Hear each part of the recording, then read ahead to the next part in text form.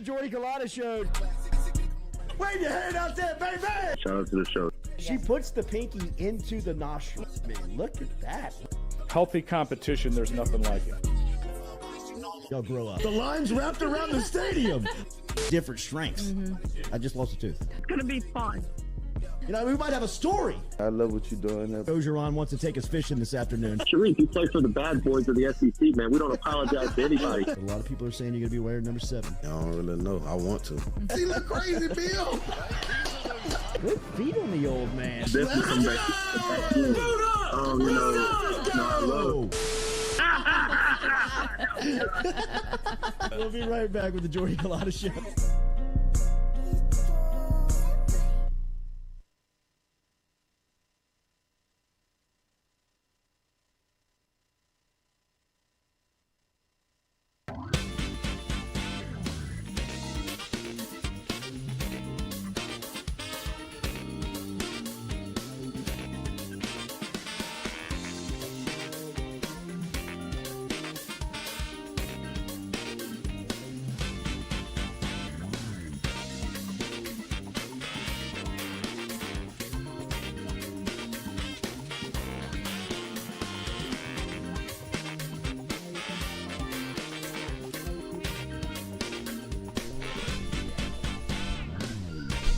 Welcome, no doubt.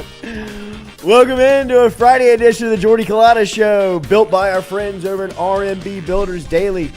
Our phone line is brought to you by Metropolitan Health Group, Real Doctors, Real Solutions. Get in touch with our friends Charlie Harvey and Jason Ramazan over there at Metropolitan Health Group. Got a lot to get to today on this Friday edition of the show. We're going to talk to Nathan Velasquez in the second hour today. We're also going to talk about LSU steamrolling Kentucky in game 1 last night. Schemes was pissed. Talking to Kentucky's dugout. I love Paul Schemes. And LSU hit 2 grand slams? 2 grand slams. And a 3-run homer. First time since 2007, I believe. I mean, they were mashing last night, dude. They were just not a fun game for Kentucky. Well, they tried to make it a game. Kentucky, just know your role. What are we doing here? You first off, you go after Schemes, and you get him all riled up, and you're down 10. And so you try to take the fight to LSU. Your coaches on the field. But when you look at what Kentucky did, they essentially gave away the first game on purpose. They pitched somebody that's never started a game for them this year. And LSU, of course, hops all over him, hits a grand slam in the first inning. And it's over. You spotted Paul Schemes 6 runs in the first. Put your turfs on. It's over. And the TV announcers were like, this isn't Paul Schemes' best stuff. 12 strikeouts. Oh, dude, he was. He gave up 4 earned. Right. I mean, he was getting peppered a little Yeah, bit. they had hit around. I think there was 1 or 2 that could have been called in there that weren't. But other than that, it's still. I mean, 12 Ks. He's doing what Paul Schemes does. And if that's the bar, then Paul Schemes has set it too high. Right. Like, they don't have his best stuff. He's pumping 101 in the 6th. And right after they would say that, they kept trying to do this every inning. He doesn't have his best stuff. And right after that, he strikes somebody out with that big curveball, fastball. He's just mowing them down, talking shit. He looks so awesome. He does. He looks great in the uniform. Huge. Shocking headband guy. Yeah. I wouldn't expect it. A lot of headband guys on LSU. Yeah. Also, there's a headband guy I saw when he took off the mask. He almost got that guy at second. Oh, when he yeah. whipped it. I I think that Dugas was a little behind it. Yeah. He kind of went too far for the ball or something. I guess that's the biggest story to watch from here on out is what's the status of Gavin Dugas, right? I mean, last night that did look like it was from, just a baseball injury standpoint. This is just eyeballs, no reports, nothing to say here officially yet from LSU. But the way he walked off the field holding what looked like was his shoulder, obviously, I mean, you cannot afford to lose the pitchers that we've talked about. And I think there's certain players within the field that you can't lose, right? I mean, look, they lost Paxton Kling earlier this week to a torn hamstring, and he's a guy that really helps you out and brings a unique skill set to the team. But all in all, he can be replaced, right? I mean, you have some talent that you can plug in and get the same type of production. A guy like Gavin Dugas, there's only one of him on LSU's roster. And if he goes down and you lose his just pop in the lineup and, his personality in the clubhouse every day, that's a big hit for the number one team in the country. And that's not official. Nothing has happened there. But as Dugas was walking off the field, I was thinking to myself in the box last night watching, he's got to get healthy. Like he for LSU to make a run, and it feels like LSU is set to make a run.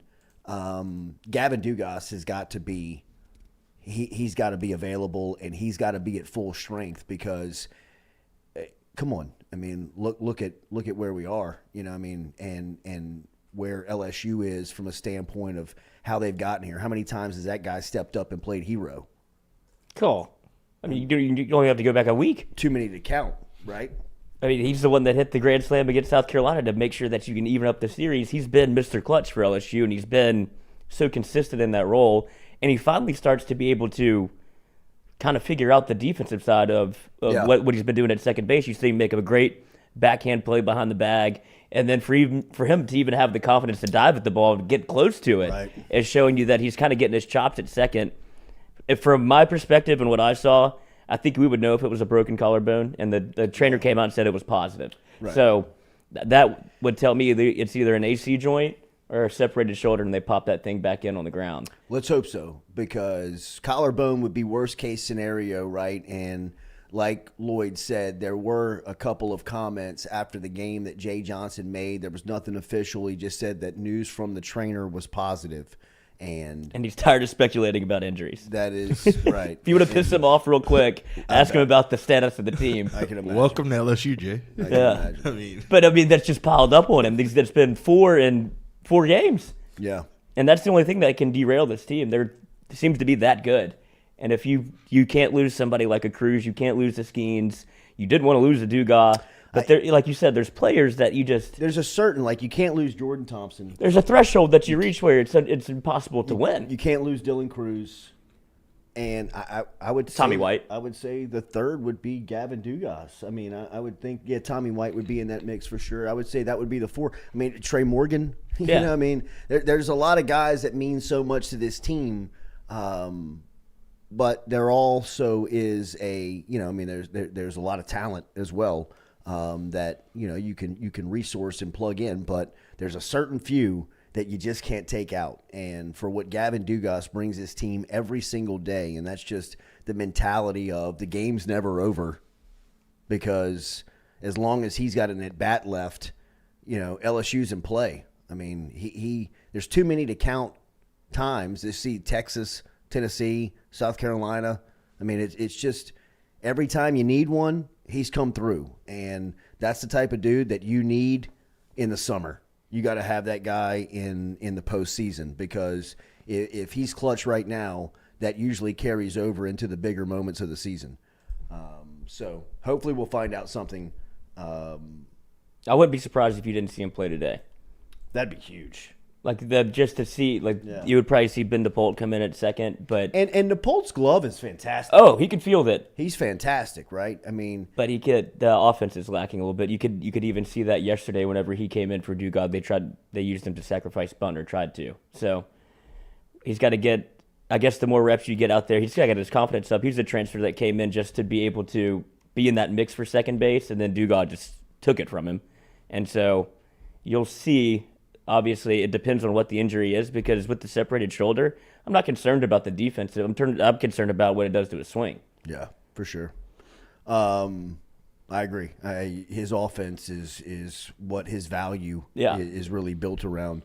He's been so good at the top of the lineup too. Jay Johnson finally figured out he could stop tinkering. He just started, all right, Dugas, your leadoff, and then roll from there. And then intentionally walking Dylan Cruz in the first inning to get to Tommy White. Jordan Thompson has a quote on his I don't know what they were thinking. I guess it's pick your poison. Tommy White leads the nation in RBIs right behind him. Right. And you're going to give up just because you have a free bag and you want to set up the double play, I guess. But you don't think Tommy White takes that personally? You don't think that I could get a hit? So he's just sitting in the on-deck circle thank you. There's 2 more ribbies for me. That's what makes the team great. Yeah. Is that 3-4 punch is unbelievable. But then you have people that you can keep going down the line where there's no breaks in the lineup. Then if they could continue to stay healthy? Because you look down the list, if it's not Joe Bear. Exactly. I mean, Tommy Joe Bear's White, mashing it right Joe now. Bear, Thompson. Jones, Thompson. Like it's 1 through 7 that can all Alonzo's leave. hitting. That can leave the yard. Yeah, Milazzo's swinging it well. That's Like, just it's unreal. And so that's the real strength of this team, especially when you look at obviously going to Skeens open, call it a Thursday, called first game of the series.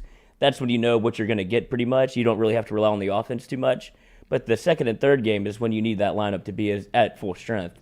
And because you haven't really solidified a second or third starter, hopefully Ty Floyd gets it straight today.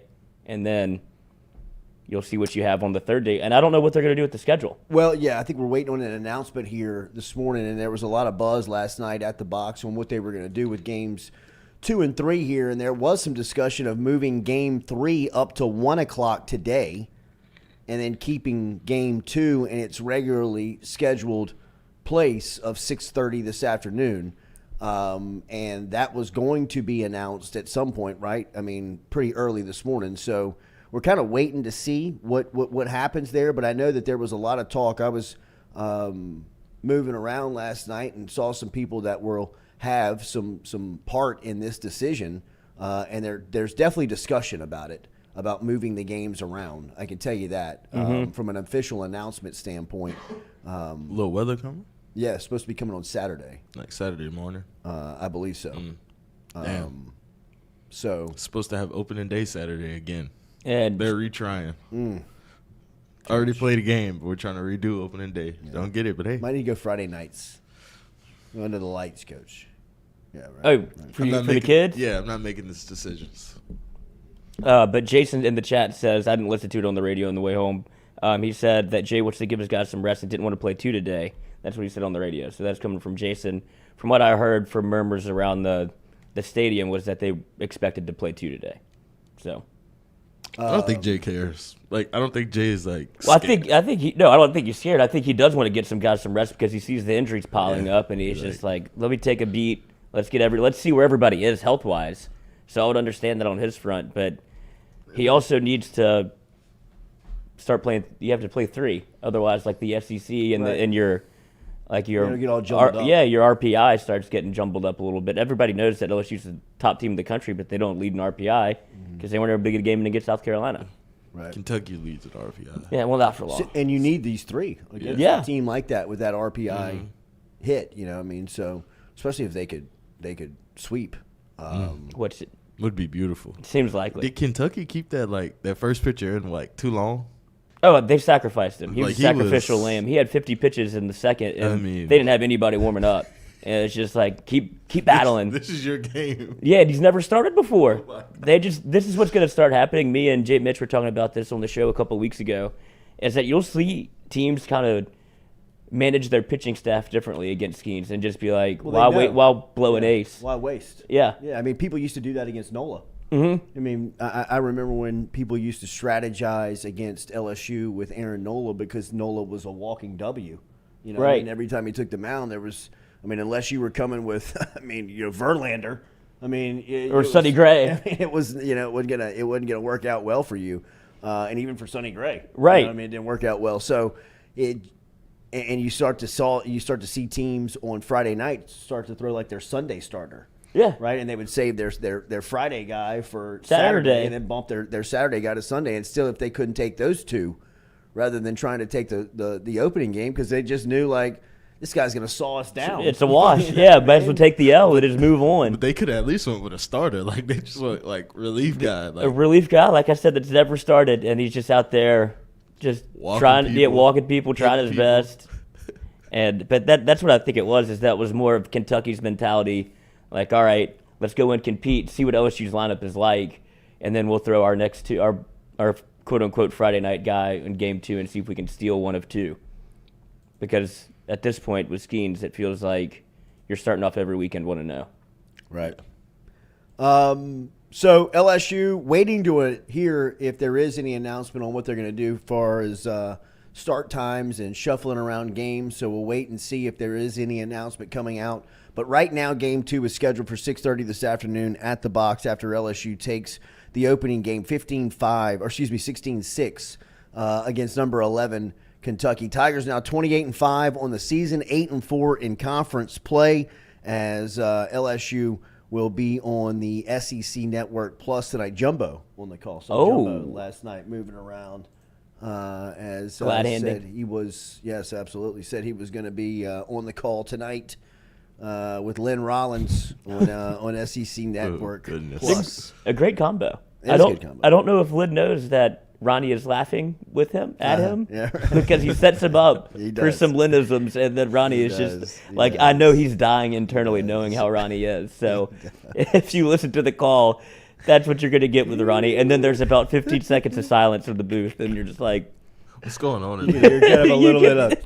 yeah, am I being made fun of? Lynn, don't stand in the microphone. You're fine. Jumbo looking Legend. slimbo right now. He does that. He fluctuates. Yeah, he's the beach season. Spring. He was real vain the last Tucking time. his shirt in. Yeah. Yeah, he's got his shirt tucked Letting in. people know this shirt's too big. Giving a lot of side profiles. It's probably on. Wanting people to know that was not him in the picture that we tweeted out. When I tell you that affected him as much as anything that I've ever seen. I mean, he still talks about it. He pulled it up again on Hold the Rope. I said, did he really? Yes. Wow. Pulled It up last night and just I'm sure it's probably his background. Yeah, I mean, like there was he had getting to it. Motivation. He had a female friend with him. It was not a date. We clarified. This is an old friend that's been knowing Ron for a long time. And I told her the scenario of what had happened. And as soon as I started to go in on it, she knew all about it. I mean, like, she was like, oh, I've heard. I mean, I know this story. Like, I mean, I've heard it 10 times. I mean, you have cut this guy down to a point where, I mean, he feels like emasculated by you. Like, he was pissed. I was like, this is amazing. I'm like, it was a simple, like, slip up. It was a graphic. I mean, it was a picture. And just so he knows, that is like the third picture that comes up on Google Images. So maybe he needs to take it out on the people in, Silicon Valley. That shouldn't be big. If you want to redo the algorithm on Ronnie Rant, so that's on you. Suits, yeah, Ronnie. but you talk about, I guess you talk about bigger guys only having to use two pitchers. Riley Cooper comes in and is able to close the deal out. That's the best thing for LSU whenever they're looking for a second and third starter, as if they're going to have to go bullpen by committee or pitcher by committee in one of these games. Being able to win in 7 and 10 run teams and only use two pitchers is a great way to be able to set you up for the rest of the weekend. Yeah, I think they were hoping for the 10-run rule in the 7th because they were wanting to save. They wanted to save some arms. Save some arms and save some innings, and it did work out well for him last night as Skeens was able to strike out 13 on the night. Did he get ejected? Huh? Did he get ejected? I don't know. You're the first one that brought that to my attention. I mean, I did see the scenario that you were talking about in the 8th. When Skeens struck out. Or 6th.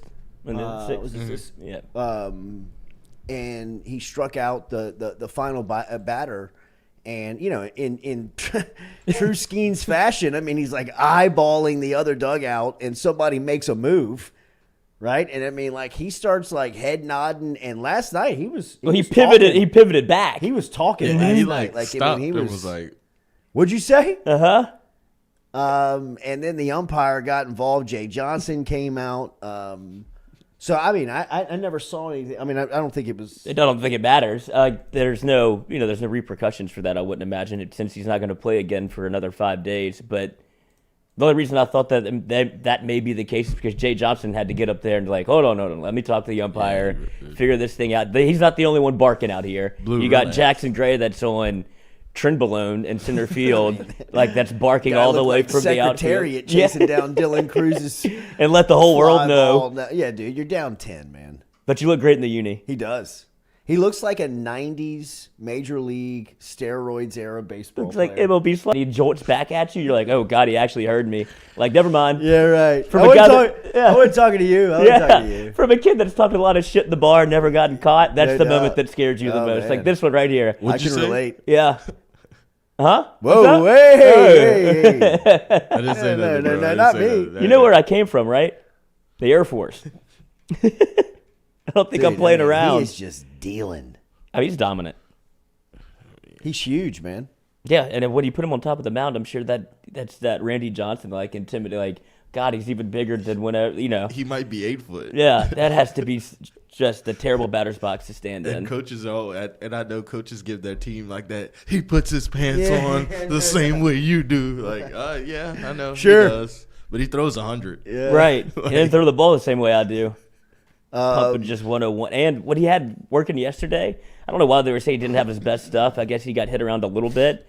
But in the last 2 innings, he started working on that off-speed, like his off-speed pitches is what he was using to strike people out.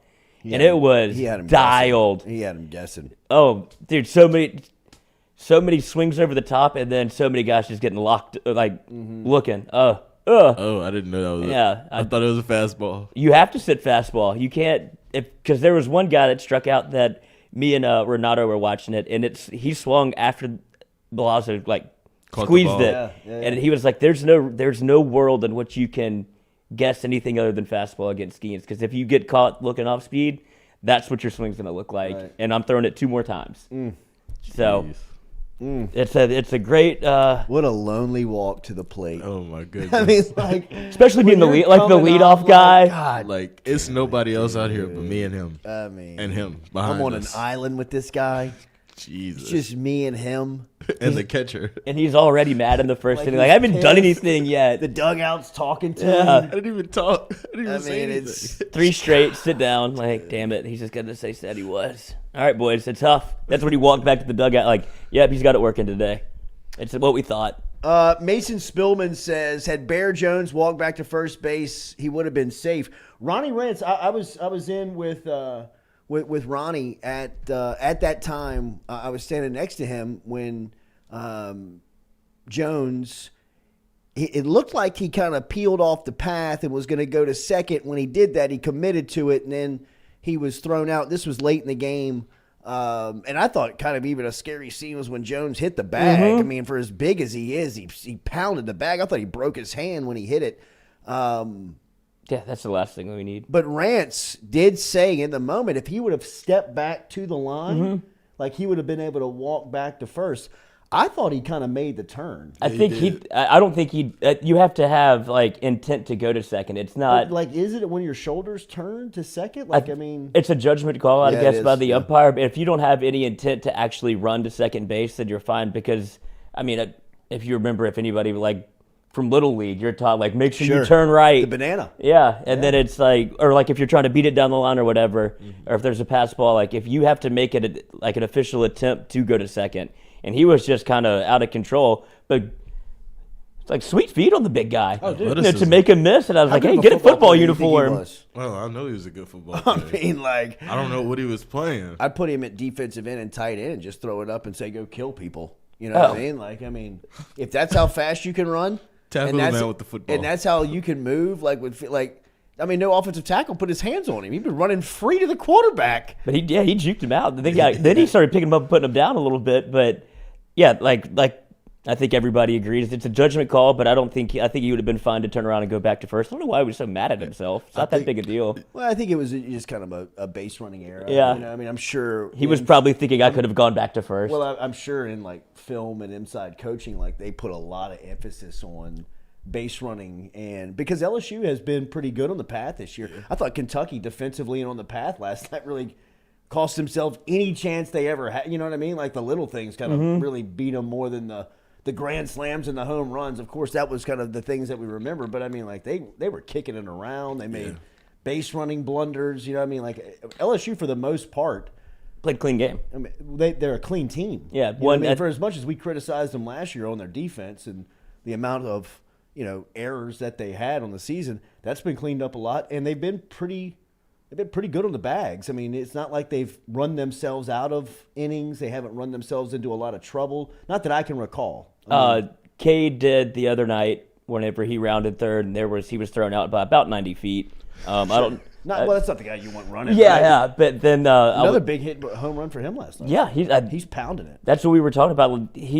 Whenever you looked at all the people that LSU brought in and early in the year, you're like, damn, Cade might be the odd man out. And for him to be like, hell no, give me a bat, and I'm just going to keep getting hits, and I'm going to keep playing. It's awesome for him to come back and be able to have this kind of swan song moment, because everything going back to the previous year, Jay Johnson was ecstatic about Cade. They made changes to his swing. they're like, he's going to be a player for us. And then he gets hurt, has to sit out the entire year. You don't even know if he's going to come back or not. Yeah. And then for him to find his way into the lineup is awesome. And he seems to be the glue guy on the team, too. Like, they love him. So No, he is. It is. It's fun to watch him making plays right now. it's fun to watch him play. It is. I mean, But yeah, like you said, not the guy that's gonna. I don't think he's going first to third very often, but just hit it out the ballpark, go first to 4. what is it? No, I'm laughing at him saying Beloso's not the guy going first to third. Like, He's not. And hey, hey, Kate, I don't want any of these problems. You're one of my favorite players. I'm just saying. the speed is That's on the third base coach now. Just pick up your signs. And then they also. I think that's who they held for Dugas whenever he hit the grand slam. Yes. And so good base running there.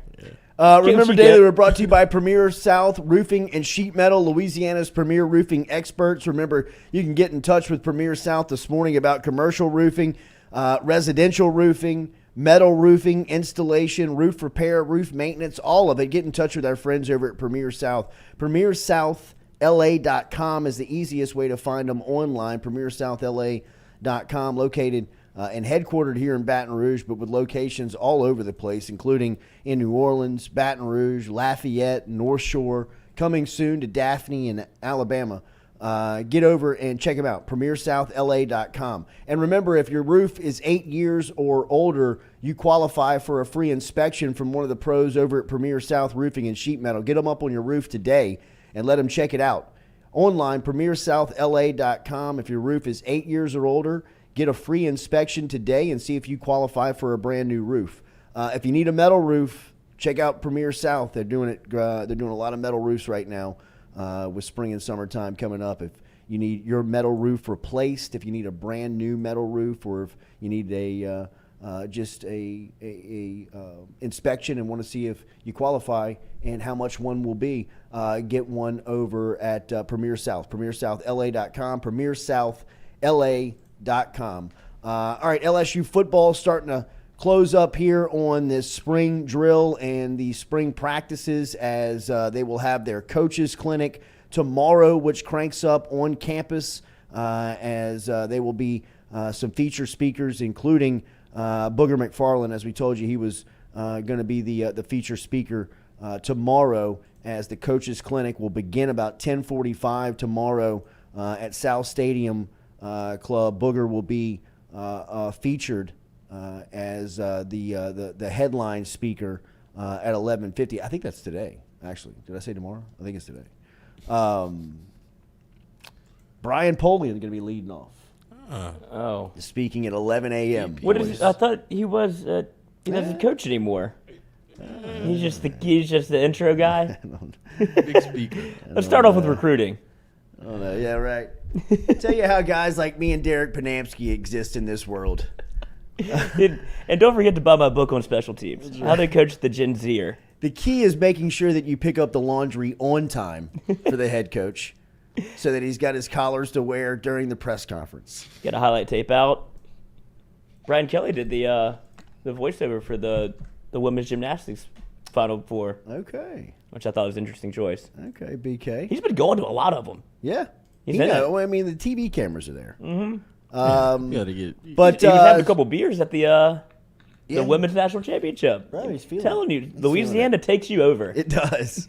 Man, you Shorts. Tell me I can drink here? Absolutely. Just one of us. So we're just talking about football all Yeah. day? Cool. That's it? Brian Polian leading off the coaches clinic at 11 a.m. Will Redmond will go at 11:15. That's where you'll get a little bit of recruiting, more recruiting from J.R. Belton, who's one of the best in the business, at 11:35. 1:15, head coach Brian Kelly. 1:45, Matt House. Offensive coordinator Mike Denbrock speaking at 2:45. Kerry Cooks and Robert Steeples at 3:45. Cortez Hankton and Joe Sloan at 4:30. Jake Flint, strength and conditioning, at 5:30. Dr. Matt Franks, who's sports nutrition, will be at 5:50. And then Stephen Prather, who is the founder of Sports Source Analytics, will be rounding out the day as far as the coaches clinic go. I thought it was interesting what Kelly said on how he uses analytics. If you heard his Bussin' with the Boys podcast, we talked a little bit about it yesterday.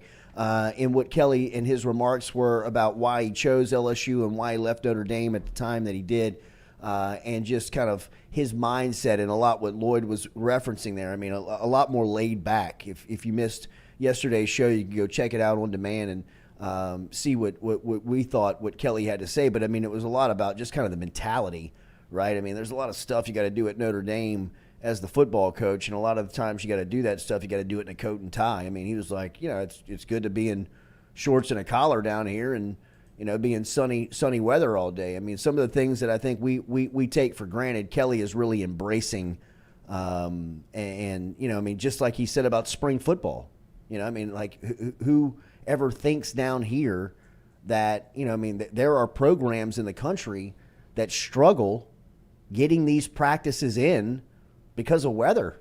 I mean, think about like Ohio State, Michigan, Notre Dame, I mean, Penn State, name recognizable teams and programs that have issues at this part of the year. Now, they all have indoor facilities where they're able to get their work done, but as far as, Kelly saying being able to just step outside and practice football in the spring is a huge advantage. And you're like, really? I mean, like, you don't know any different, but when he was asked, like, specifically, why does football mean more in this part of the country?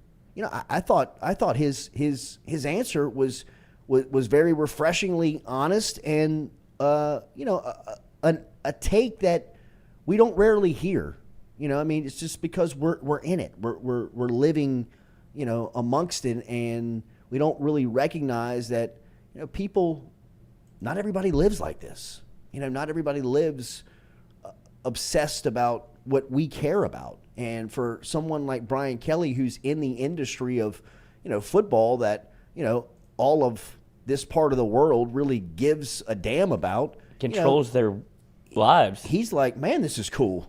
You know what I mean? Like, this is awesome. I mean, like, that, all they care about is like, like culture, people, food, and football. I mean, like he was saying, he was like, it's just awesome down here, and you're like, okay, that's good to hear. And it was also, kind of refreshing to hear him talk about he wanted and embraced playing Nick Saban and playing Kirby Smart and coming to the SEC. And, a lot of the times that scares people off. He's really, embraced that. He's really kind of wanted that and wants that challenge. So, that Bussin' with the Boys podcast runs only about 20 minutes, but there's a ton of information in there, including how Kelly uses and his belief in analytics. And one thing that was very evident in last season and getting to really kind of know the staff and a lot of the players that came through here was that there was a heavy emphasis on analytics in LSU's program, whether it be with the nutrition, whether it be with the strength and conditioning, whether it be with just monitoring how many steps a day you're taking, whatever it is, there is a lot of analytical data that is retrieved by LSU football and broken down and trying to maximize whatever the output is at that particular moment, whether it's, the off season, spring football, summertime, or, fall camp or in season. They're trying to maximize the output. I mean, one of the things that he said over the last couple of weeks, he being Brian Kelly, that I thought was very interesting was that the amount of players that are now running significantly faster compared to the amount of guys that were running at certain speeds last year at this time. The stat that he gave was at this time last year, they only had 2 players that were exceeding 20 miles an hour. Now they have 9 players that are running that speed. Small number, but heavy increase, right? I mean, they're seeing this analytical data being, kind of fed back to them and shown how it can use to really serve them positive. I loved his answer on analytics. He says we embrace it, but we don't let it control us.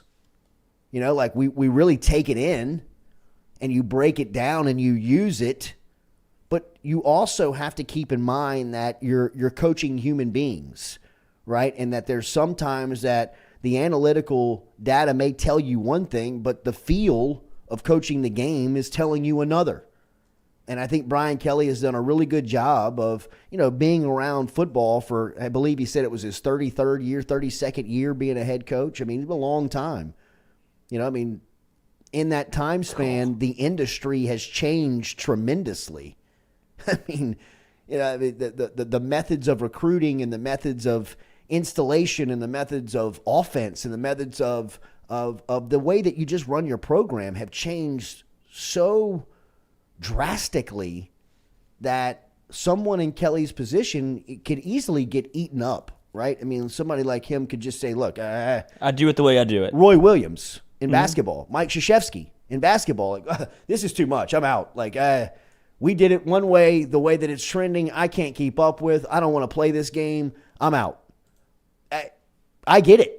If not, you could end up looking like Jim Boeheim, where every time you step in front of a microphone, you look mad and angry and everybody's trying to push you out, right? But Kelly has really embraced all of the new age stuff that comes with the game.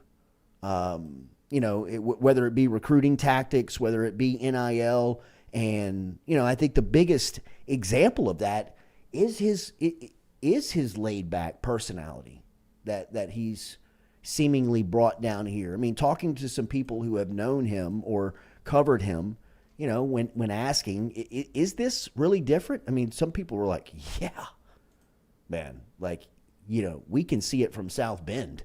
He is, not maybe a totally different person because he's still a really good football coach, but the way that he handles the media, the way that he is off the field, the way that, him sitting down in that Bussin' with the Boys podcast, just kind of chilling in the room with the shorts on at the facility, talking about, his accent and talking about recruiting and talking about the people and the culture of Louisiana.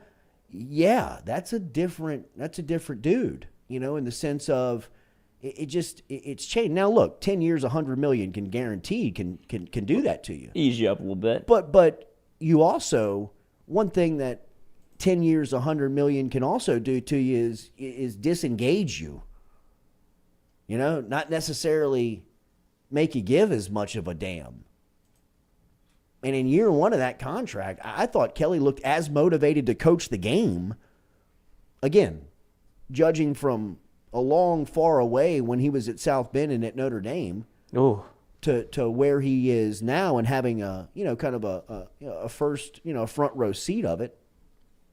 I mean, the angriest you saw Brian Kelly this year, I'd imagine, at least animated, I guess, was the Florida State game. I think the Tennessee game when Kayshawn was running one-on-one, Jaden Daniels, he stepped out onto the field and he kind of had the play sheet and kind of he kind of was like, what are you looking at? Which I thought in the moment it was warranted. Yeah, absolutely. I mean, it was a fair question and it was a fair kind of tantrum, of. He still has it in him. Yeah, he still which I like to see. I don't necessarily am asking him to be the nicest guy in the league. Right. Right? But I think that it is refreshing to see that he has taken a deep breath and said, all right, look, man, I'm in football heaven. They'll give me anything I want. You know what I mean? I can hire anybody I want. I've got an unlimited budget. I've got security. I mean, look at all these players everywhere. I mean, he's probably like, this is you can sense it. He's like, this is awesome. I mean, I like wearing shorts to work. Yeah. You know what I mean? I like kind of, talking about football, talking food. I mean, he's in a place now where. And winning does a lot of that for him. Sure. Absolutely. But I think he's confident that if I have this and I bring my methods, we'll win. Because I've won everywhere I've been. And that was basically the whole point he made the decision to come to LSU. He's like, I've tapped out at Notre Dame. I don't think that there was anything more that I could do with the way that place is structured to be able to win a national championship. I see LSU, I see the job opening, I see what the 10-year plan was for me there. Yeah, I think I would like to take the chance at LSU wherever football is absolutely king. Don't get it twisted. There's politics in LSU and sports, and it can get, the water can get muddied pretty quickly. Yeah. But if you're winning, and if you're doing and you ingratiate yourself to what the state is, you'll be the most popular man in the state. Absolutely. And I think Scott Woodward's got that wrapped up. I saw him moving around the baseball suites last night, and he was walking around with the Queen. He was walking around with Mulkey. And it was as if those two were walking on clouds. I don't even know if their feet were touching the ground up there. I mean, every step they took, people were stopping them, congratulating them, giving them the pats on the back and telling them great job and how much success. And Woodward, as Gordon McKernan sat here yesterday and, threw Scott Woodward his flowers and his bouquets, and much deservedly so.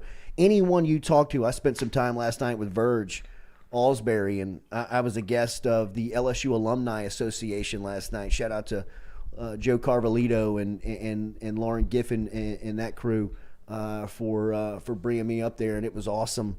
It was great to see everybody moving around, but everybody talking about Woodward and just how he has brought a certain ease of going to work. I get the feeling that talking to some people within admin roles and that have been at LSU for a while and have been a part of the system and really care about the best of LSU. There was a certain period where people were taking the long routes in to work. You know what I mean? Like, just I'm trying to extend my car ride as much as possible, just to prevent as little time as possible to spend in the office, right? Like it was not a good place to be. And I think we've all worked in places like that. We've all been in situations like that where you're like, man, I got to go deal with this stuff again today. I don't even feel like going in. I don't want to deal with this. Sit in your car. Just kind of hide, shut your door, kind of always be, acting like you're on the phone when you're walking through the halls so nobody will stop you. It was not an ideal work environment, whether it be about production or whether it just be about the feeling, right? The vibe. And obviously winning cures a lot, but you got to get the right people, and you got to get the people in there that will have people bought in. And that has, that really has happened, in talking to all forms of, people that work within that office. Whether it's upper level, C-level administrators to, people on the ground floor, people on the front lines, people from the ticket office were in there last night. It's just, you can feel it. You can feel the vibe. People are much more enthusiastic about being a part of LSU again. You can tell that there's a pride to it. If you saw Mulkey and Woodward walking around last night, that was the two most popular and popular people in the state. That's those two people can go anywhere in any parish of Louisiana right now and get anything they want. I don't think that we are ready and understand how good LSU women's basketball is about to be. And this is coming off the national championship. I'm telling you that in speaking to people within that program and that cover that program intensely every single day, they have the types of problems and issues where I don't know if any other women's team has ever dealt with it, because it's an NIL world, it's a transfer portal day and age where everybody is in play. Everybody is accessible. So they're really going through issues of debating whether or not they take other teams' top players who are reaching out to them, or do they start to process players that they have within the program right now to create spots for these players that, are just high caliber players. I think the Haley Van Lith thing is done. Just me, and I'm speaking nothing official, but I expect that to get done here pretty soon. And those are the types of players that are attracted to the program right now, that are curious if they could have a spot, because they want to be a part of what's going on at LSU. talking to some people last night that know the collective, and by no means, and I saw Angel Reese post this the other day, and I agree with her, nobody really knows how much money she's making. I think she posted like y'all all know what's in my pocket, and she's right. It's we don't. But what I can tell you is that it's a lot. And talking to people last night, I mean, she's making a significant amount of money for a student athlete, somebody that's just 2 years in to the NIL game, 2 years of NIL rules, and in the second year of it, I mean, she is very much a case study for women's sports and women athletes or woman athletes on female athletes on college campuses of how to maximize your personal brand. She's got no business going to the WNBA only because it would be a bad business decision. She's the player. She could get drafted. She could potentially be the number 1 draft pick next season. But from a business standpoint, from a financial standpoint, it makes no sense. It makes no sense for her to become a professional because she would take a pay cut. I mean, and I would guess a significant pay cut just by some of the terms that were being thrown around last night to people that are committed to her. And it's not even a season yet.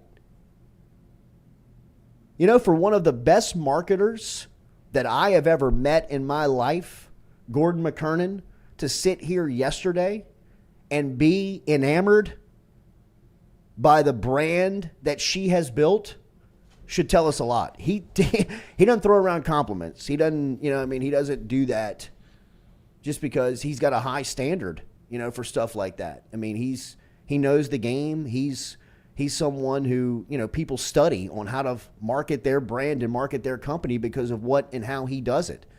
And to see what he thinks about Bayou Barbie and Angel Reese and the brand that's being built there, I mean, should give us an idea of what's going on with LSU women's basketball. I'm telling you, this thing's about to be a monster, man.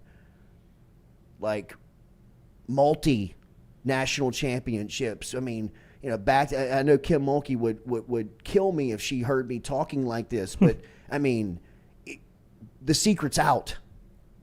The monster's grown. You know what I mean? Like, you can't hide it anymore.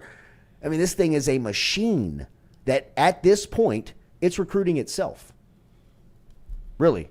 I mean, don't get me wrong. You've got to have Bob Starkey. You've got to have Joe Schwartz. You've got to have all of her support team, everybody she has, all of her coaches, all of the people that are in that program that make it run. You got to have all of them. But at this point, I mean, their phone is ringing. They're not calling people. They're doing their job. But I mean, people are wanting to know, how do I get in? Do you have a spot for me? If I come down there, can I get an NIL deal? Can I be a part of what y'all have going on? I mean, they're like, do we want to talk to this All-American?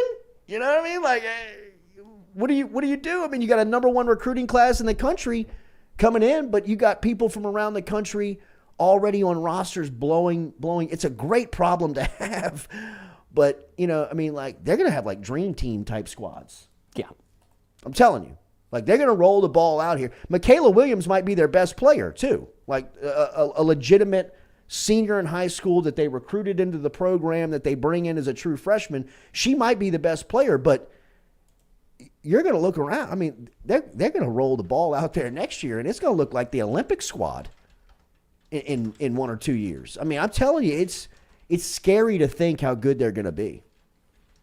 I mean, it really is. I mean, it's for right now. I mean, their brand is on fire. I mean, it is as pop. It's 2019 LSU football. 2019 LSU football was peak of popularity in sports. Still today, the social media numbers and marketing of that team is studied on how to do. If you look around, people have taken that blueprint and put it in everybody's program. Right now, every program on every campus has their own video department. That is spurred because of what LSU did in 2019 and the momentum that they built for not only the football program, but for the overall university, the state. I mean, enrollment went up. Donations went up. All of what they need to succeed was happening because of the way that they were marketing themselves. LSU women's basketball is as powerful of a product and brand as LSU football was then. I mean, it's a monster, man. Would you say that Angel Reese is the biggest test case for that? Because 100%. of look at the transition from Maryland to LSU and how a star is born, essentially. 100%. Didn't know, I mean, I knew that just from keeping up with LSU women's basketball throughout the year, I knew that she was the number 2 player in the country coming out of high school. Couldn't tell you a single thing she did at Maryland, And then she gets to LSU, you get her on the national stage, she becomes this, it explodes.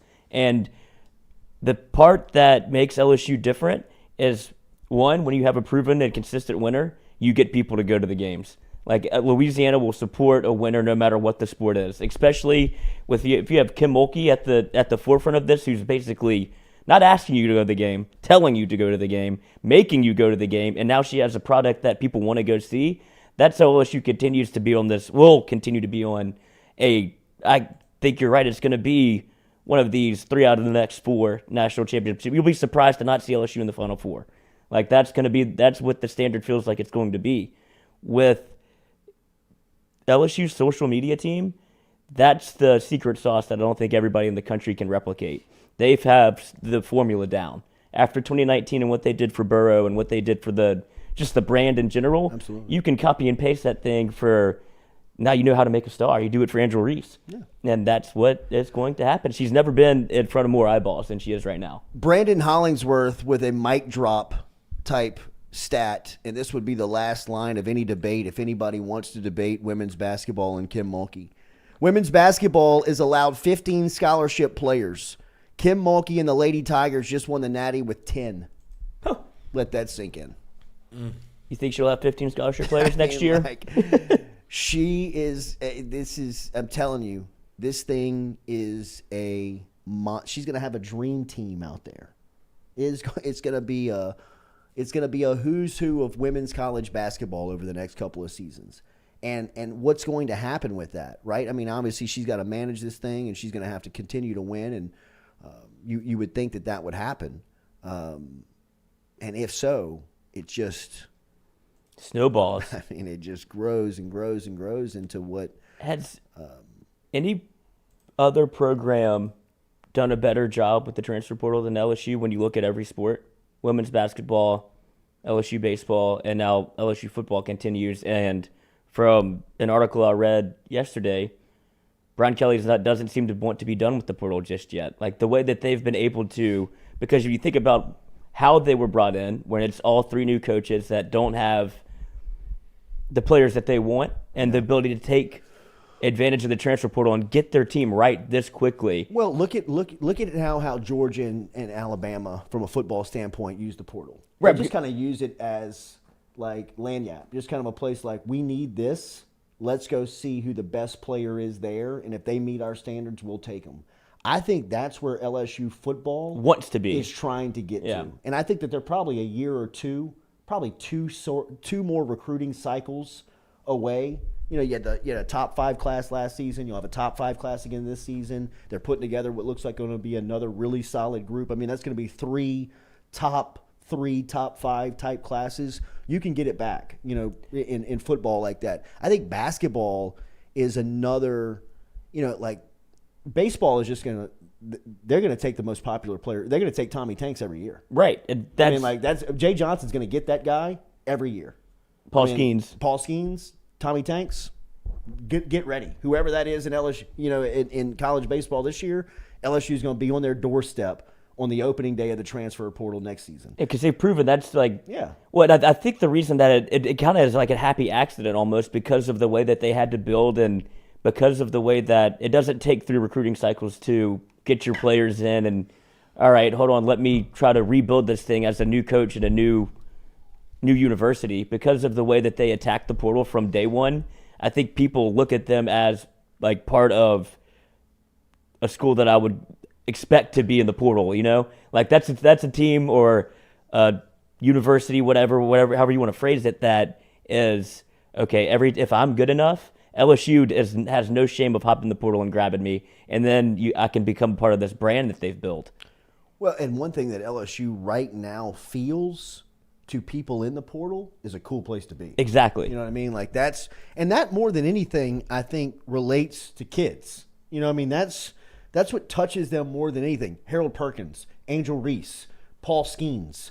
You know what I mean? Like these are like, I want to be there. I want to do that. You know what I mean? Like that looks cool. You know what I mean? I think that's what's happening with women's basketball. Like right now, people are calling Angel Reese. I mean, Reese and Reese gave you a little peek on Twitter last week. Like they gave you a little bitty peek on how it's happening, right? Where Reese kind of tweeted out to all the fans, "Yo, I see all these people going into the portal. Like y'all don't have to keep tipping me off." And Angel Reese quote tweeted that and says, "No doubt he sees them. He's got me working." And it was what we talked about a couple of weeks ago. It's like, look, who's the biggest recruiter on campus right now? It's Angel Reese. She's the most popular person in sports. So if you're the coaching staff, you're saying, hey, look, everybody wants to hang out with you. Everybody wants to play with you. Let our brand capitalize off of that. You just got a natty. You're making money. You're building your own personal brand from this. Attract people to where we are, please, right? Let's continue to work in harmony together. And that's what's happening, right? I think the same is happening to Harold Perkins. Denver, who do you think Denver Harris's first call was to when he thought about going to LSU? You think it was really to Brian Kelly? You think it was to Robert Steeples? Hell no. It was to Harold Perkins. It was to Uncle Kevin. You know what I mean? Like it was to, what's the deal? What's the deal? Give me what it's really like. Yeah, like tell me the truth. Tell me what it's like over there. Do I want to go there? You know what I mean? Do I want to be there? Do you like it there? I mean, even though you're big man on campus, are they treating you like that? Do you get the perks? Do you get all that what comes with being the big dog? Yeah, are you actually miserable? Right. And that's where that stuff is happening. I mean, at the ground level. And then Perk calls Frank Wilson and says, "Hey man, Denver Harris is about to get into the portal and he wants to go to LSU." And as soon as he gets into the portal, LSU's like, "What's up, man? I hear you like us." Yeah. Heard you talk to Perk. We like you too. Yeah. You know, like come on down and hang out with Perk and let me show you a weekend in Baton Rouge. And that's how that stuff is working now, right? And Denver Harris is showing up and saying, "Okay, well, Perk told me that he's got NIL deals with X, Y, and Z. Can I get in on that?" And they say, if you do this, and whatever, this, whatever the deal is. But that's how this thing is rolled. Flauget. I mean, how big of a recruiter do you think Flauget is right now? He's about to go on tour for LSU. I mean, it's that more than anything, along with winning, right? I mean, along with winning. That's the first step, and then because that's when you get to pimp. That's when you get to show off. That's what turns it into a machine. And the way that everybody is working hand in hand right now when you talk about LSU women's basketball, LSU baseball, LSU football, like having Alexis Morris go throughout the first pitch. They're all this thing that's being built is not just one sport. It's LSU athletics as a whole that is taking a massive leap in terms of consistency and now being, what is it, the Capital One's Cup that that Stanford always won with all your sports collected together? Like, it's like we just won a natty. But now LSU's looking at the gymnastics are in the Final Four for a national championship. LSU women's basketball just came off a national championship. You have the number one track and field. You have the number one baseball team in the country. Football seems to be trending in the right direction. There's one outlier, but that's the hardest one to fix with the portal because there's so many players, there's so many options, and college basketball on the men's side is so hard to break into because it's so established. Right. So that's going to be the toughest one. That's the toughest egg to crack. Well, there's a lot more programs and teams that feel like LSU in men's basketball that are not LSU, right? I mean, everybody's kind of going to the places that feel cool. Yeah. LSU doesn't feel like that in that department right now. So, I mean, look, I think what Matt McMahon did is he looked at Kim Mulkey and he looked at Brian Kelly and he said, you had to do the same thing I did. What did you do about it? Well, we brought local people in. Like we first things first, We went and found people that wanted to be here. Right. Right. And Culture. not to say that those kids last year didn't want to be with LSU men's basketball. It's just there's no tie to it. There's no, if you can get a local student that can come back and can play, he's got a little bit more pride to it. Absolutely. I mean, it carries over. So. Well, that's the toughest thing about probably LSU basketball is those cats that you want, or like Louisiana guys or whatever, they all play football. Mm-hmm. Like, it's hard to find. There's not as much depth of talent on the high school basketball circuit in Louisiana as there is in other states. It feels like to me. Right.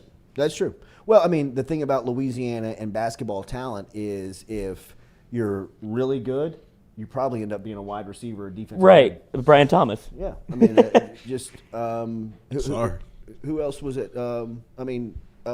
Quincy. Yeah, Quincy. Quincy. Three years ago, Quincy was all we wanted to do is play basketball. I mean, remember who the lead recruiter was on Quincy? It was Will Wade. Yeah. That's who got Quincy to LSU. Quincy. It was. He ain't playing basketball, but you can come look at the facility. I mean, if Quincy's in Wisconsin, he's probably a power forward. Yeah. You're an SEC country, bro. You're a football player. You're rushing the passer. You know what I mean? Get on them bags. Yeah, this is how it works. Look at these contracts that they're getting in the NFL. You come here for 4 years, 3 years, you're gonna be in that conversation. Whatever that first check you sign is gonna be, have a couple commas in it. That's not a bad pitch to be able to sell. Remember, Daily, we're brought to you by Katie's Restaurant. Katie's Restaurant is located down in the heart of New Orleans. Katie'sInMidCity.com. Katie'sInMidCity.com is where you can find them. They got St. Louis-style pizza. They got cold beer. And they got the taste of New Orleans, feel of New Orleans. They got the friends of New Orleans, sounds of New Orleans, sights of New Orleans. Go check them out. Katie'sInMidCity.com. They got a sister restaurant, Francesca's by Katie's, is located over there in Lakeview. And they can help you out today. Katie'sInMidCity.com. Go check them out. Proud supporter here of the Jordy Culotta Show. We'll be back with more after this. We're going to talk to Nathan Velasquez coming up. It's been a minute since we talked to Nate, so we'll link up with him in a little bit and get the latest on what's going on out in Hollywood. Come back with us. Jordy Culotta Show, built by RMB Builders.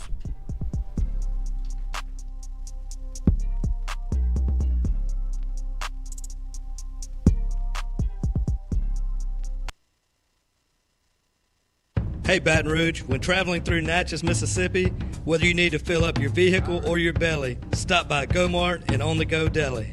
Go-Mart has clean restrooms, community coffee, an awesome beer cave, and a great selection of anything you might need on your trip.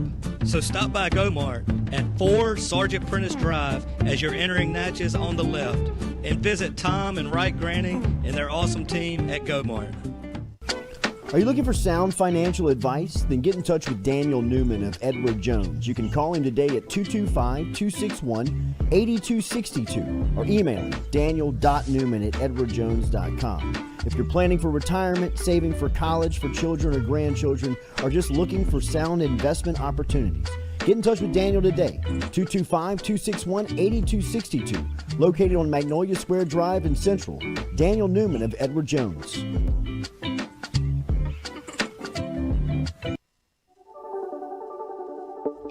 Don't let the name fool you. Men's Total Health has offerings for the ladies, too. Guys, is your wife or partner suffering from urinary incontinence, low sexual desire, or pain during sex? Then the O-Shot might be for her. Don't let it scare you. It's totally natural. It's PRP. And Mike Roach and the crew at Men's Total Health will make you as comfortable as you can be.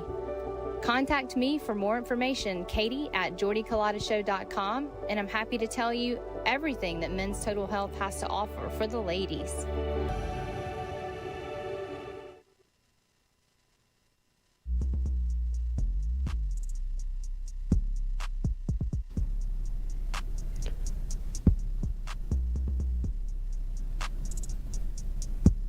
Fourier Insurance Agency, established in 1946, locally can help you with any of your home, auto, commercial, contractors, life and health insurance today. Give them a call, 225-383-0682, or log online to FourierAgency.com.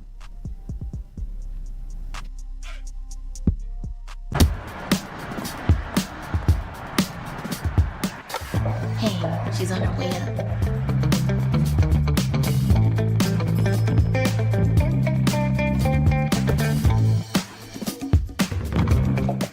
Hey, G, I got you something. Hey, Coach, what do you think? Is this too much? If you look good, you play good. All right, then. Let's get it done.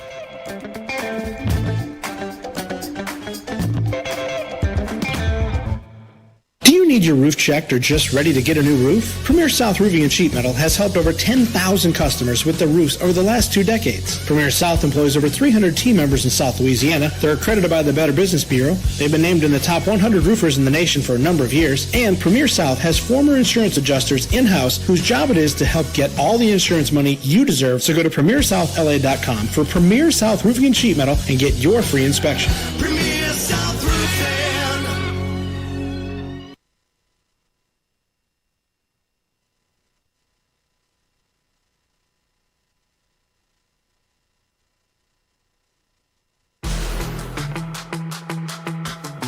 Donaldsonville Glass and Body, the trusted name in frame, body, and automotive paint repair since 1977. They have served their customers for over 45 years. You can find them online at dgbauto.com or stop in and see them Railroad Avenue and Division Street out in Donaldsonville, Louisiana. Look, they can help you with your insurance claims. They can make the repair process as stress-free as possible. I'm speaking from experience here. I've got numerous windshields, body repair, all done by Kenny and the crew over at Donaldsonville Glass and Body. They are, without question, the most well-equipped shop in the area. Stop in and see them today. Shop them online, dgbauto.com, or stop in and see the crew over in Division Street in Donaldsonville, Louisiana. Donaldsonville Glass and Body.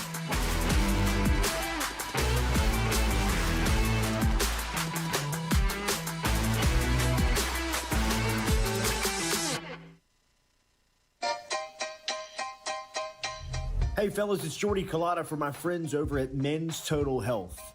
Guys, do you suffer from fatigue, decreased libido, erectile dysfunction, weight gain or loss of muscle mass, signs of depression, anxiety, hair loss, mental fog, general loss of interest? Then you might be suffering from low testosterone. Go see my friend Mike Roach and his great team over at Men's Total Health over in Metairie at menstotalhealth.net online. And stop in and see how they can change your life today. A simple shot and some knowledge from Mike Roach can get you back up, moving with your energy, get your sex drive back, build your muscle mass, make you feel young again. All online, menstotalhealth.net.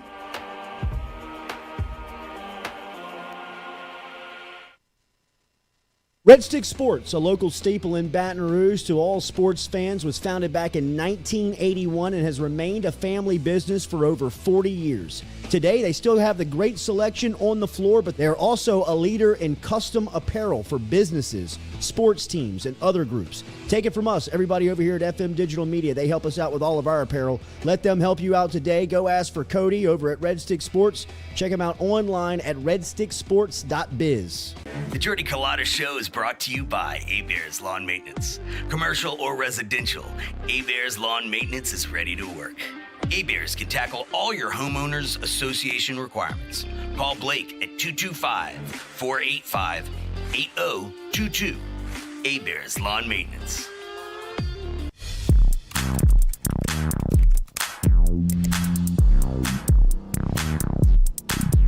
Get Gordon and get it done. Get Gordon and get it done. Corrects done. Personal injury done. Workers' comp done. Truck wrecks done. Get Gordon and get it done. Get Gordon and get it done.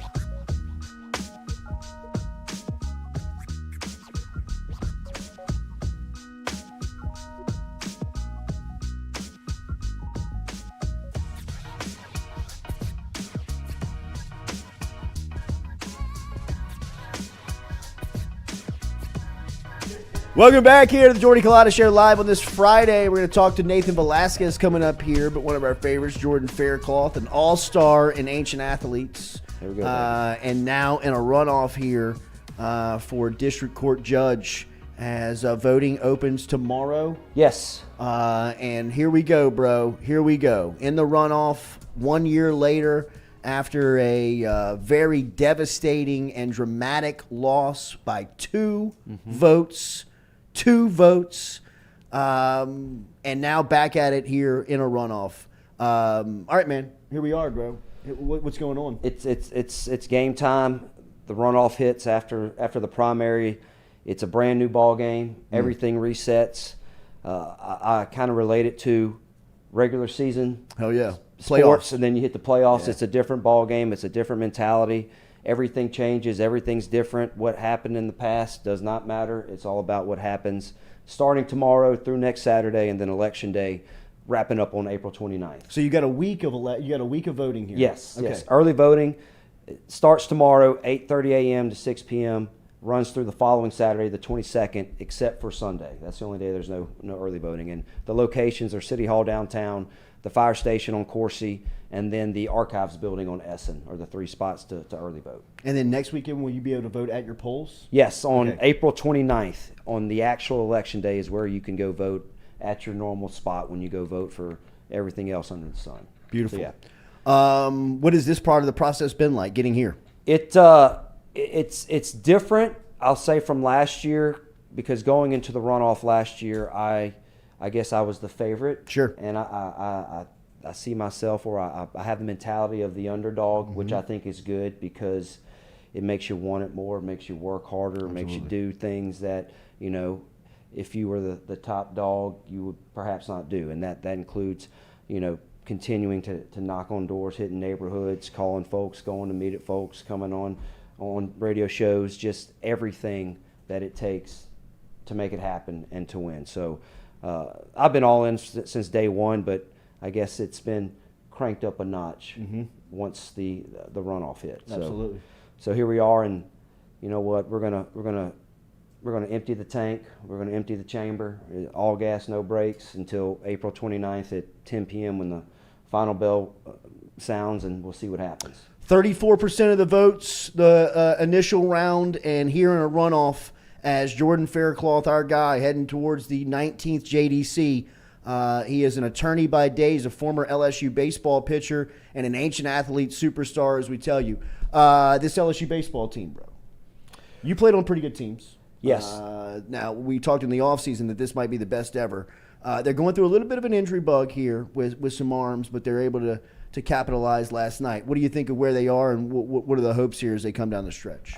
Well, their offense is relentless. It's just there's no breaks for the opposing team and the opposing pitcher, especially over a 3-game series a weekend, which just wears on another pitching staff, coaching staff. Pitching-wise, when you have Skeens, who after this season, we're probably going to be saying, well, that was the best pitched season, not just maybe in LSU history, but in college baseball history. So when you got that at the top, and then you have a guy like Ty Floyd, who, if you didn't have Skeens on the team, you'd look at his stats and say, well, that's an All-American that's your right Friday there. night guy. That's your Friday night guy. He's an All-American. Well, not on this team. Certainly the number 3 starter is always, well, who's it going to be? But nobody really has 3 aces, because if you did, you'd be playing in the major leagues. But I think the depth, the pitching staff, I think you're going to see guys who maybe right now you're not seeing that will step up and show up as we get towards the latter part of the season and to the playoffs. It happens every year with every good team. You look at all the good skip teams, and even the Maneri teams and the smoke teams, there was always 1 or 2 players who kind of showed up at the end that weren't there during the season. Agreed. It's just, maybe they weren't feeling right during the season. Maybe their release point wasn't right. Maybe, they started relying on a different pitch more. Things like that. You see it happen all the time. And with a coach like Jay Johnson, who is so in tune and knows what he's doing, not on top of the pitching coach that we have, I am confident that we're going to find those quote-unquote missing pieces to get us to where we need to be. I agree. Gavin Dugas, Gavin Guidry, I think is somebody. Gavin Guidry. I sat next to Gavin Guidry at the first pitch banquet, in the preseason, and I was talking. I was like, "Well, who are you, guy?" And he's like, "Oh, I pitched a little, I hit a little bit, I'm pretty good. I was pretty good," but he wasn't overly cocky. And then you watch him, like, dang, he's pretty good. Yeah. He's probably the best baseball player in the state last year. Yeah. Right? Oh, absolutely. Yeah. It just shows my lack of recruiting knowledge and You've prowess. been busy, bro. But what was it, last weekend where he came in relief? Is that South Carolina? That's what I'm saying. What he did and how he reacted. The attitude. That is LSU baseball. Like, that is, I just struck out your best players in the biggest moment at your stadium, and I just looked in the dugout and said, and I want some more. What? Right. That's LSU baseball. That's the way it's been forever for the championship teams. You have to have those dogs. I agree. And if you're a freshman, doesn't matter. Like Skip used to say, freshmen can be All-Americans too. Yeah. And that's kind of what you're looking for whenever, the 2009 team, Matty Ott comes in out of nowhere. Then Mikey talks about it all the time. It's like, oh, we found our guy. Yeah. And it happened at the end of the year where they're trying to make a run at Omaha, and it's like, oh, once you figure out the back end, it's like we have a guy we absolutely trust. Yes. And it changes the way you play the game. Absolutely. And this might be the Matty Ott for the freshman that comes in and can kind of slam the door for you. That is absolutely correct. We need a dog at the 19th JDC here in the city of Baton Rouge. Our city is suffering. We know that. We need people that matter, that care. And Jordan Faircloth cares about our city. We have a chance to make that known. Get out and vote starting tomorrow for 1 week. Early voting opens tomorrow. Polls open a week from tomorrow. You can get it done. There's a runoff right now for the 19th JDC judge. Our guy Jordan Faircloth is in that runoff. And needs your support over the next week. We appreciate you as always for being here, man. Can I say one last thing? Yes, please. I'm driving down Government to get here, and I passed by the electric depot, the spot where Allie Rice was killed 6 months ago. I've got to know her father fairly well over these past few weeks and months. I mean, it's just heartbreaking, that story.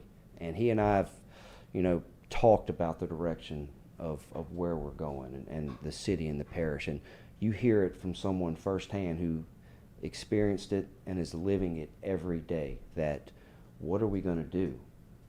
We have to do something. We have to elect the right people, the right leaders. We can't keep electing the status quo. We can't keep electing folks from the same bucket of quote-unquote candidates. We have to do something different. And I don't know, just driving by on my way here, it just hit me, and I just wanted to express that this is an important election. We always complain about, why isn't anything changing? Well, we gotta do things differently in terms of electing our public officials, and that starts tomorrow with early voting.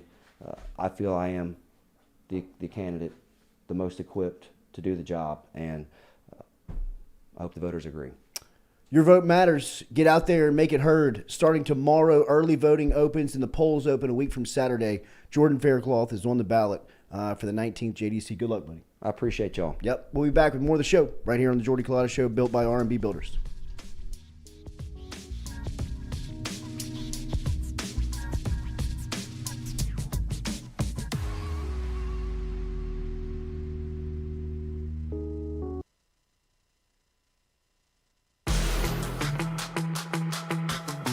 Donaldsonville Glass and Body, the trusted name in frame, body, and automotive paint repair since 1977. They have served their customers for over 45 years. You can find them online at dgbauto.com or stop in and see them Railroad Avenue and Division Street out in Donaldsonville, Louisiana. Look, they can help you with your insurance claims. They can make the repair process as stress-free as possible. I'm speaking from experience here. I've got numerous windshields, body repair, all done by Kenny and the crew over at Donaldsonville Glass and Body. They are, without question, the most well-equipped shop in the area. Stop in and see them today. Shop them online, dgbauto.com, or stop in and see the crew over in Division Street in Donaldsonville, Louisiana. Donaldsonville Glass and Body.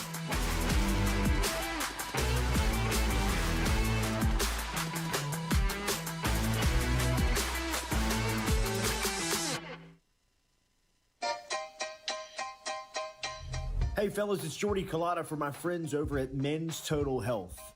Guys, do you suffer from fatigue, decreased libido, erectile dysfunction, weight gain or loss of muscle mass, signs of depression, anxiety, hair loss, mental fog, general loss of interest? Then you might be suffering from low testosterone. Go see my friend Mike Roach and his great team over at Men's Total Health, over in Metairie at menstotalhealth.net online. And stop in and see how they can change your life today. A simple shot and some knowledge from Mike Roach can get you back up, moving with your energy, get your sex drive back, build your muscle mass, make you feel young again. All online, menstotalhealth.net.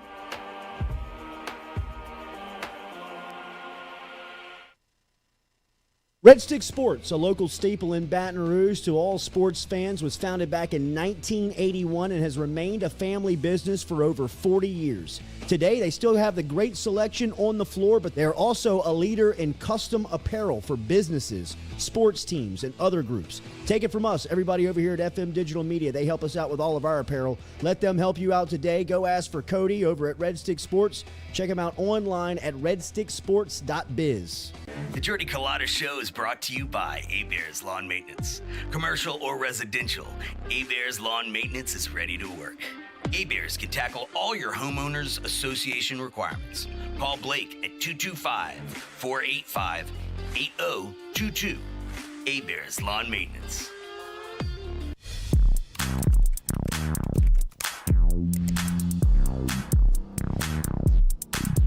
Get Gordon and get it done. Get Gordon and get it done.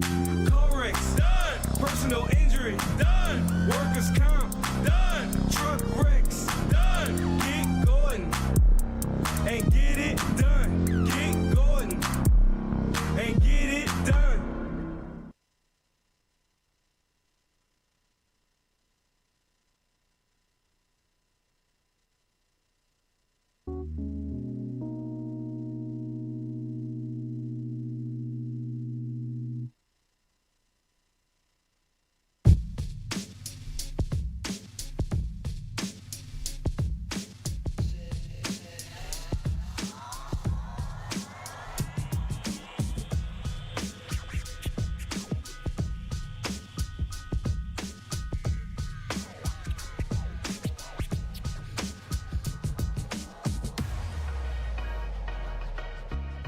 All right, welcome back here to the Jordy Culotta Show, built as always by our friends over at R&B Builders. Jordan Faircloth, appreciate him stopping by. Voting opens tomorrow. Go make your vote heard, people. Our town is a mess. We need help in leadership. Make sure that you're out there and voting. All right, Nathan Velasquez, it has been too long. It has been our fault while Nate has not been here. We've been looking forward to catching up with our friend, and he is back with us here on this Friday morning. And a lot to get to. Nate, including like the HBO Max news where they've changed. What are they rebranding here? They've been rebranding time and time again. It used to be they had like HBO On Demand, then they had HBO Now, then they had HBO Go, then it was HBO Max. And now the problem is Warner Brothers, who owns everything. The HBO Max is Warner Brothers. Warner Brothers is now like, we're the parent company. We're putting everything under HBO Max as one of like our kid accounts, and like it's one of our lower properties. Why is like Harry Potter isn't HBO? So why is that on that? So now they're doing a whole nother rebrand. It's on average like over the last decade they've had to do a major rebrand pretty much every 2 years. Wow, which is not great.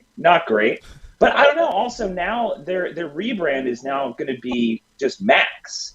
So the streaming service for Warner Brothers is now Max. You see the new Max, and that just sounds a little weird. I don't know. I guess maybe change is always weird. It's kind of like same color, same logo. It just took the HBO off. Well, what I think of is HBO Max. first. Right, me too. Like HBO is in the noise. I mean, golly, man. For somebody who's trying to start a business, man, I'm really into branding and marketing and stuff, and they're like dumping all over, like the rebranding process and what this means. It feels like by 2025, there's probably going to be a new name, because I feel like Max. That sounds a little. I don't think that sounds that catchy. It sounds a little confusing. Catch the new Max show. Nate, this is starting to become an annual event. The writers are about to strike again. What's the beef this time? It's been something that kind of always cooks up a little bit. I think COVID there was a strike that was going on last year with the crews. Now it's the writers. If this happens, this will be the first time that a strike happened with the Writers Guild since 2007. And if you remember that time back then, TV was kind of crap for a year because the writers just stopped for 100 days, screwed up all production. The reason that they're striking this time is essentially the contracts that most writers had throughout 2010 to 2020. It was still mainly for cable. It was so that you got your residuals through cable, and that was production meant that episodes for every season would be like maybe 25 episodes a season. And now with streaming, I mean, you realize most shows that you watch is probably going to be 10 episodes a season. So you have shorter episodes. Residual checks don't really exist for streaming. Streaming's kind of become the monster. Cable is dwindling, so residual checks aren't as big a thing. Production time takes a lot longer for fewer episodes. So writers just feel like they don't have the piece of the pie that they get has shrunk over the last decade. So they're pretty much saying, pay us or we don't work. And it looks like the vote, if they're going to strike, is going to end next Tuesday. And then it'll probably be another 2 weeks till they decide. And yeah, that could mean that there's not going to be any writing in Hollywood, which means that most production it's probably going to be another like 6 months of bad TV if that happens. So hopefully that doesn't happen. Tarantino announces that he's making one last final film here this fall. My Left Foot. You really believe this is going to be his final one?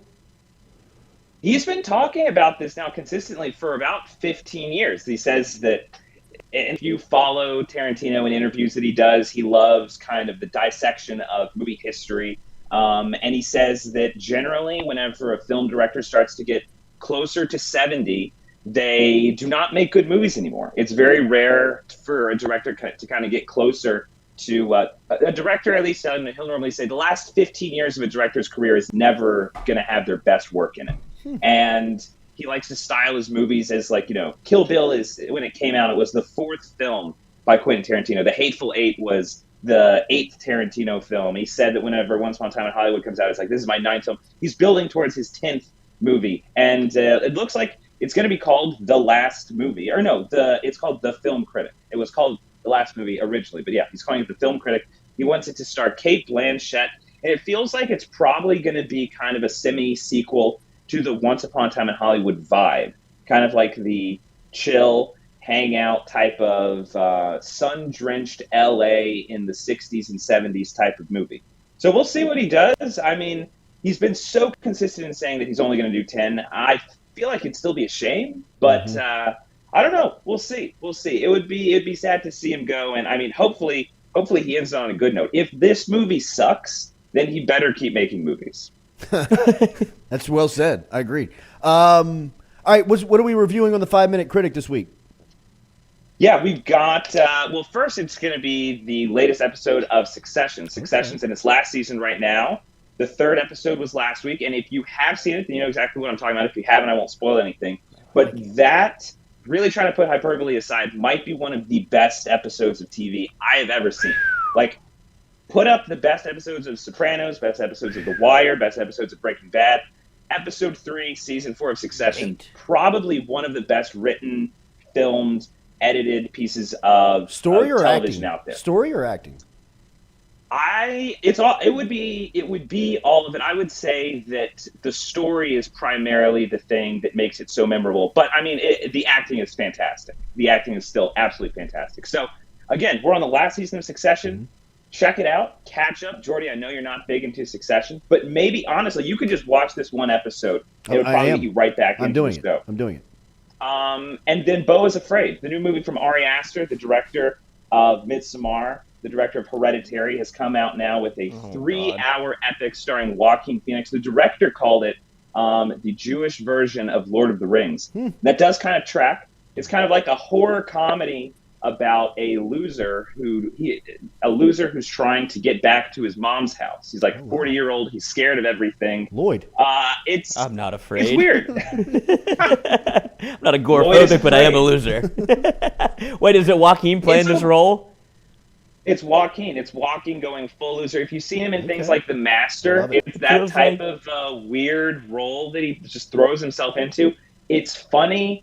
It's very shocking. It's very, very weird. If you've seen Hereditary, you know that this guy is not afraid to go in some weird directions. This movie is the exact same type of thing, but maybe it asks a little more of the audience than his other movies. So if you're into maybe an artier version of Hereditary, check it out. It comes out next week, and it's a weird one. It's a weird one. Has Joaquin settled into that being his role with after the Joker, where they just kind of typecast him into this a little bit?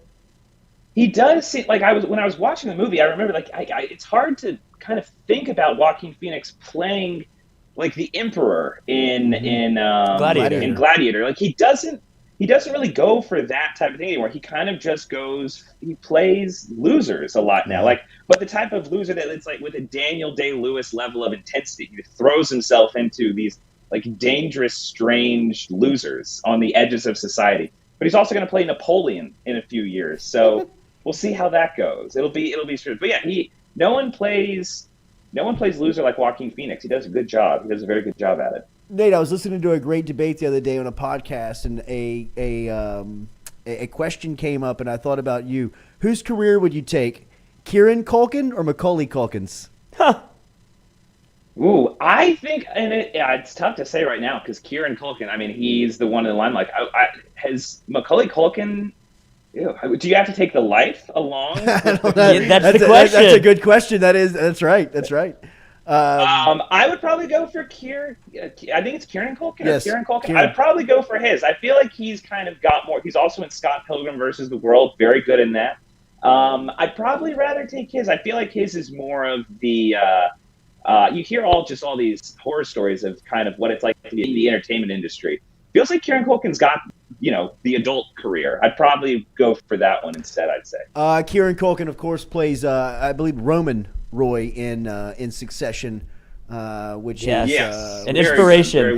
Very well played. Absolute inspiration. What is your thought on lead actor Kendall Roy? Is it Jeremy Strong is his name, I believe? Because he's come under a little bit of criticism because he's a method actor. Did I read this right? And he always stays in character. Is this the deal? Yeah, there's been the character who plays Logan Roy, Brian Cox, absolute legendary actor. He was the original Hannibal Lecter before Anthony Hopkins. He's the voice on all the McDonald's commercials. Yeah, that is also weird. Get your weird. Big Mac. That's right. I didn't know that. That's right. Wait, who is it? It's very strange. Brian Cox, the lead actor for Succession. The old man. The old man. The guy that pees on the floor. He's always just meandering around. Yeah, that's right. But Brian Cox, he came out with his biography. In his biography recently, he kind of came out like no holds barred, calling out like Johnny Depp, calling out Matt Damon, calling out a bunch of actors being like, screw that guy, that thing he does. Like, what is Johnny Depp doing? He's not even British, and he acts like he's British all the time. And one person that he went after was Jeremy Strong, being like, you know what, Daniel Day-Lewis, he's a great actor, but one of the negative things is that he made it popular to do this very like prissy, kind of full of yourself, method acting thing. The Brian Cox has come out hard against that whole method acting thing and saying like, look, Jeremy Strong, good guy, nice guy. He puts us through a lot of bullshit on set, and most people should be able to just turn it on and turn it off. You don't have to do the method acting thing. So I don't know, in interviews with Jeremy Strong, he does seem kind of like a prick. Yeah. And he's good. He's very good, but I don't think the performances that he's given, like he's also in like The Big Short, which he's good in that. He's never given a performance that feels like, oh yeah, like when you watch a Daniel Day-Lewis movie, it's like, I can see it. I can see the method acting. Whenever you're in There Will Be Blood, like I get it. You had to go and make shoes for a year and as like a cobbler to get in the mind frame. Apparently, you can see it on screen. With this actor though, you don't really see it. Like he doesn't really. He's good, but he doesn't necessarily blow you away to the degree that you're like, oh yeah, you have to go live in a cave for a month so that you can play Kendall Roy. How do you method act as Kendall Roy? It's like you're just a rich dude in New York. Like just do some cocaine. Yeah, I had to go and get $1 billion. I had to go and live what it was like to get $1 billion so that I could truly play this character. Yeah, bring it back to Kieran Culkin. He's not a method actor, and I feel like his role almost demands a little bit more range. He does a great job as Roman. He does. It's a weird balance that he is hilarious. This is a trip, dude. Here's a helicopter and an 8-ball. Yeah. Go be a billionaire. All right, Nate, have a great weekend, brother. Springtime in the Y'all city. too. Talk to you Beautiful later. time. All right, buddy. Nathan Velasquez from New York City checking in the That's 5 minute acting. critic. The 5 minute critic that you can check out on YouTube. Remember to get in touch with him and check it out there. Good stuff as always. Brought to you by City Cafe, citycafebr.net. City Cafe is located on the corner of O'Neill and George O'Neill. They've been in business for over 100 years. Get over and see them. They got daily lunch specials. They have oysters over there, char grilled and raw every single day. They got great oysters and daily brunch, Sunday brunch that opens up at 10 a.m. citycafebr.net, citycafebr.net. All right, Will Wade having some success in the transfer portal as they had 5 down there in Lake Charles, including C.J. Felder, the transfer from Florida, University of Florida. Coming into McNeese. Mike Saunders from Utah transferred in. They picked up a guy from University of Texas San Antonio and DJ Richards. So Willie Wade cleaning up down there in Lake Charles. Matt McMahon continuing to make waves in the transfer portal. So that is going to be something that we will monitor here over the next couple of days and see what happens with that roster as they continue to shake it out between LSU and McNeese down there. LSU Gymnastics in the Final Four. So they are good. They have Florida, California, and Denver are the other teams. Is this right? You were asking the wrong person. I saw it on the ticker, and I thought it was stocks. Like just all the numbers. I did too. I was like, I don't know what any of this means. I thought that we were supposed to fill in information. I thought that was kind of like an Excel sheet, like the stock. Yeah. You know, I don't know what any of these. Tell me what mean. we're supposed to be doing. I just love the fact that the gymnastics team is relevant post DD Bro and that they can possibly win a national championship. Because there has not been one human being that has come through this town that has duped a fan base and a community more than DD Bro. You know how difficult it is to stay in one place and not win for 42 years? I mean, could you imagine doing something for 42 years and never reaching the mountaintop, never getting to be the winner, and then walking around as if you were John Wooden or Pat Summitt, as if you had more rings than everybody? So Jay Clark, please, God, go get this for everybody. Go get this for the town. Please. Have a great weekend. Hit that like button, share button, comment button. What's that? What's the closest she's been to winning? I think she got beat by a 1/10 of a point. Yeah, in her last, in one of her last meets. In fact, it was one of those years where she told everybody she was retiring, and then at the end just said, "I'm coming back for more." 2017. Yes, where everybody knew that this was the end, and one more hopefully she swan can song. go out on a championship. I think that was year 38. Had to get another check. Come on. You got that close, and then you got to bring her back. Aleva gave her a raise at this point. Oh, I mean, Aleva. No, he just if you fake it till you make it in front of Aleva, he'll pay you. Right. Right. I mean, she's probably threatened by Kim Mulkey, I would imagine, in year 2. I mean, Aleva also let Les Miles talk about Aaron Andrews in an interview. Oh my God! Have you seen this? Wait, what? I feel like you were there. Jay showed us this yesterday. Do you remember when Les Miles is on the podium and he gets asked what it's like to be interviewed by Aaron Andrews? Oh my God! Have you seen this? Oh, I mean, I want to say that I probably have. I felt like you should have been there. Play it. I want to hear it. It is. It's 10 out of 10. I'm intrigued. The guy who's asking the question is the worst part of it because he Do is. we know who's asking the question? A pervert, but I think they say his name at the beginning. But he seems like he's on his way out. So this is late, Les? No, this is early Les. Okay, but the reporter seems like he's kind of done. Yeah, the reporter is late in his professional life. Yeah. If it wasn't over, but it's amazing how. Yeah, times have changed. Yes. Yeah, right. The room. Right. This is unbelievable. Grady, geez, Jordy. Truth hurts, Grady. Sorry. Ted Castillo. Oh wow, Ted Castillo. Yes, he was. Ted was old. Yeah. Oh yeah. Old. Yeah, Ted was. Ted legitimately was the beat writer for the Billy Cannon run.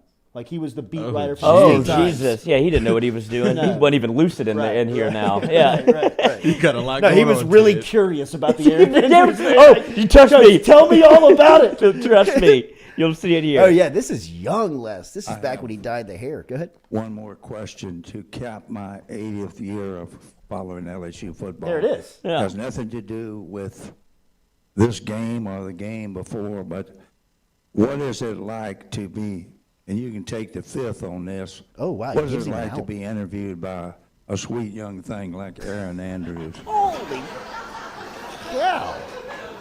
Ted, I am so with you. Hey, Michael Bonnet, did you give him that question? Here's the. Oh, no. Here's the. Yeah. That's the answer. Here's the honesty. Oh, no. Yeah, it's exactly right. Look, Bonnet's like, no. That job to some old big ugly man. Oh, no. It wouldn't be near as much fun. One, but what a joy it is to represent LSU in the post game with victory, and to celebrate victory in a post game interview with very talented, very attractive woman. Well, you know, as good as I could do on that one. Definitely handled. You know, they Classic nabbed the left guy hand. that was filming her through the keyhole. I'm not going to go there, Ted. You're going to have to. What I'd like to know is how that guy pulled it off, because I've been peeping through keyholes for years, and I'm yet to see anything but a blank wall. No! No! Ted, damn if I'm not impressed with your candor. I'm with you. Look at Les. From one perm to another. Ready to let that sit Ted. in a little bit before I ask my Look question? at Cobble. I Listen don't know to if we can Cobble. go much longer, man. Yeah, I mean, might as well just call it a day. Look at Cobble. $69 US Special Forces. Bro, that is gold. I don't know that. Gold. Oh, my God. Ted! Ted! I've been peeping through keyholes for years. I haven't seen shit. Bro, for as big of a pervert as Les is, he's blown away. It could have been a lot worse. Oh, It could have been a lot worse. Because when he got to started Yes, explaining, when he kind of started serpentining through this. Represent Tigers with victory. Like, what are my he's thinking in buzzwords? his head, like, what can I say here? Like, I know what I want to say. I know what I can't say, and then like Ted's trying to corner me with a keyhole deal. Like, Ted, don't do this to me, Ted. I am a raging pervert. I have the same problems that you do, Ted. I asked Aaron Andrews about the keyhole incident off the record. I've seen it. Oh no, Ted! Don't do this, Ted. There's too many cameras rolling. that's why he said, "I'm with you, Ted." I'm with you. I mean, Well, he's thinking like as he's like Ted. You can see his eyes. He's like Ted.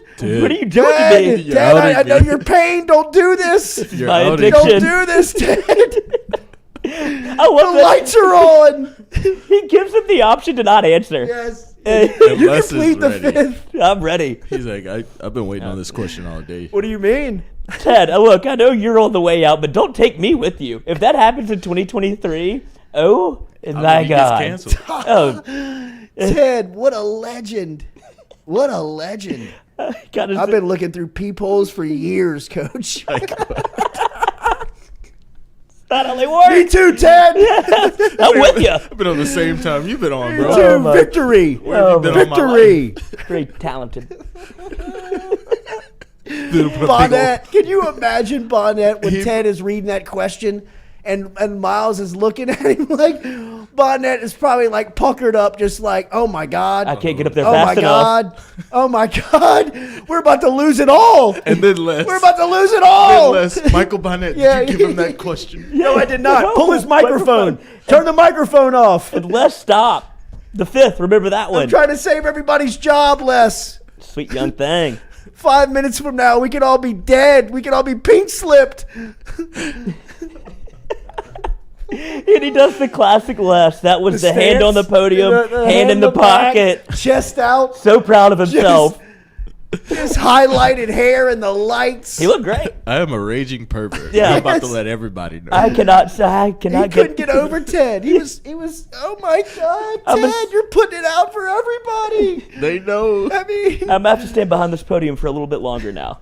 Everybody, clear out. Clear the room. Ted. Get interviewed by a sweet little thing like Aaron Andrews. Could you imagine if somebody rolled off that question in 2023? To BK. Like, oh, Coach, nothing about the game, but one for you on the way out. I mean, like, excuse me? What? Next. Ted. Les. Ted. Hunter Hall asks, is that guy still with us? I don't know. It was covering. That was his 80th year covering LSU legitimately. football. I'm telling you, legitimately. Like he covered LSU football during the war. Like World War I.